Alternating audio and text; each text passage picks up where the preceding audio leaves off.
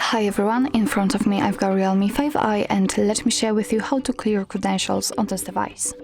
So first of all, let's enter the settings, and here we have to scroll down in order to find device and privacy. Let's enter.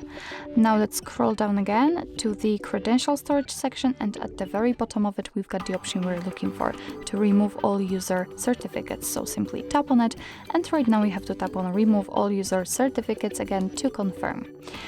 If you've got a pattern or a pin, then enter to confirm the whole step. And as you can see here, we've got the information that the credential storage has been erased successfully.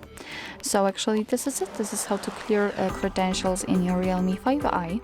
Thank you so much for watching. I hope that this video was helpful, and if it was, please hit the subscribe button and leave the thumbs up.